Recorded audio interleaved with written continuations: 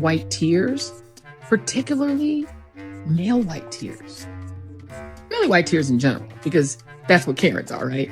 They Karen out, and then as soon as they get caught, it's green waterworks.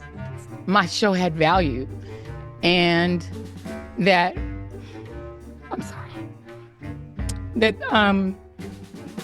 what I was doing had value. Oh, the tears of unfathomable sadness.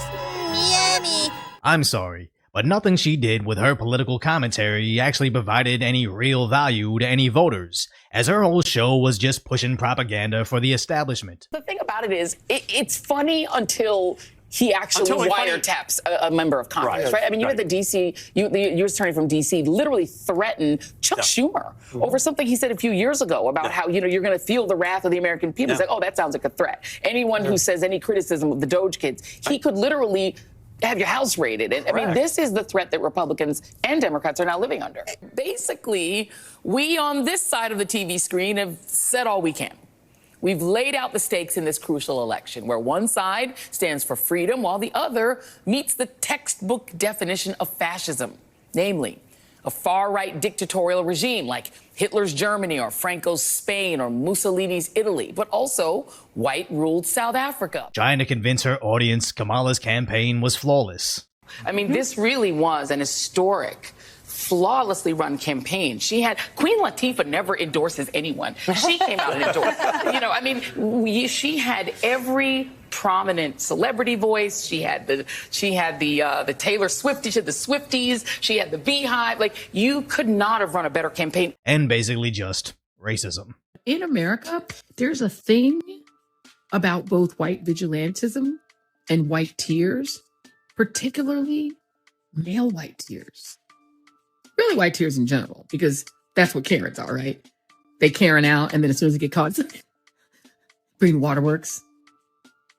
It's amazing to me how she survived for so long, as her entire purpose on television was to spread lies and create division, all while accusing the other side of spreading lies and creating division. But here she is crying over not being able to be paid to be a professional idiot anymore. That what I was doing had value. And in the end, I'm sorry, I try not to cry on TV. And this is kind of like me on TV, so I apologize. And then it mattered. I see Karen is there, and she's been texting me as well. And so what I will just say is that in the end, thank you. Where I land is that the moment of guilt that I felt, that I went hard on so many issues, whether it was the Black Lives Matter issues of a young baby or a mom or a dad that was killed, or when we opened up people's eyes to the fact that Asian Americans were being targeted and not just Black folks. That kinda interesting how I never heard her bring up Jocelyn Adams or Muhammad Anwar when the BLM or Stop Asian Hate movements were in headlines everywhere. But here she is now doing her old revisionist history as to why she was such a steward for social justice, when all she was really doing was promoting left-wing talking points while omitting the inconvenient truths that were actually impacting our community. Or whether we've talked about what the president is doing that is subversive to the Constitution, that is injurious to our liberty, defending books. I am not sorry that I stood up for those things, because those things are of God. I'm a church girl too, and those are the things that I was taught were of God. And so I'm not sorry. I'm just proud of my show. And I think that last line encapsulates how detached from reality these people are.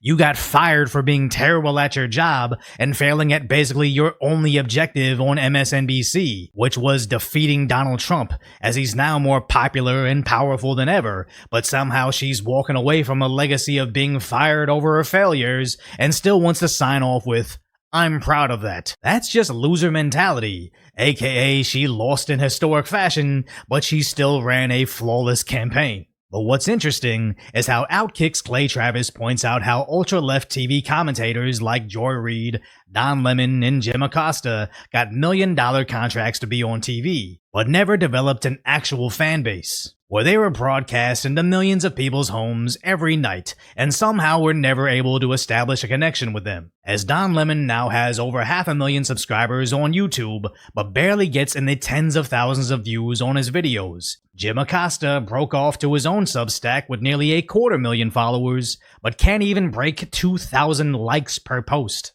Compared to when Tucker Carlson was fired from Fox News, his audience had no problem following him to his own independent show, where he's raking in millions of views per interview of people seeking him out to watch hours of long-form conversation. And what is this really? Do you mean to tell me that people on the right are more loyal to their newsmen than people on the left? Or is it just that people crave the truth? Because anybody from Don Lemon to Joy Reid to Decoy Voice could go on CNN or MSNBC and read the same teleprompter, parroting these same talking points. But there's only one man in news that sounds like that. Good evening, I'm here in my secret getaway hideout just enjoying the outdoors. Turns out that things are not as good in the forest as we believed they were. I spoke to an owl just today. He has many concerns. Turns out that just the other day his humble tree home was raided by squirrels. They stole everything. Crime is surging in the forest. Acorns are being extorted. If it was up to me, my furry friends would take back their woodland home. What's the matter? Did the squirrels steal the nuts between your legs as well? And maybe that's why neither me nor Joy Reid can get millions of fans that tune into every piece of content we make, because we don't have that signature Tucker Carlson inflection. As I know my delivery is distinct in this bizarre mix of Korean Christopher Walken speech pattern. I remember even being recognized in a very dark bar on Halloween based on someone hearing my voice alone. And even though I can come across somewhat controversial with my political takes, I've never had a bad interaction in real life with someone that recognizes me, contrary to how people see the left-wing political pundits. Hey, is this Jim Acosta? Yeah. Wow, fake news, Jim Acosta, everybody. So maybe that's what these outlets like MSNBC and CNN are starting to realize, that with free-flowing information coming in from places like the #1 ranked news app, Twitter, they can no longer manipulate the reality around their viewers when they can just log on to X and constantly see the truth. Or they keep trying to play this clip of Elon allegedly leaving his kid behind. Wait, you're leaving your little boy.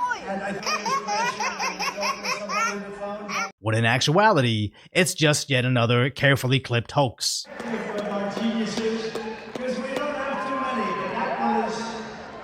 I watched his rocket come down about 3 months ago, and I thought it was crashing. I was talking to somebody on the phone. By the way, same thing happened yesterday. And for some people, all it takes is 1 or 2 red pill moments like this. But for others, I think it takes an entire election cycle to finally unplug from the mainstream corporate media. As if you only watched Joy Reid and Don Lemon, you would think Kamala Harris was the greatest presidential candidate of all time, about to win in a landslide. But as the reality was completely different, and when they quickly transition into, here's why it's a bad thing Trump's Doge is exposing rampant wasteful spending and fraud, people are finally gonna stop watching the mainstream corporate media, as it only made them dumber and more detached from reality than if they watched nothing at all. But if you appreciate my concise, lighthearted commentary that sadly doesn't sound like Tucker Carlson, hopefully I've earned your subscription, then go check out the video on how DEI is actually starting to affect air travel.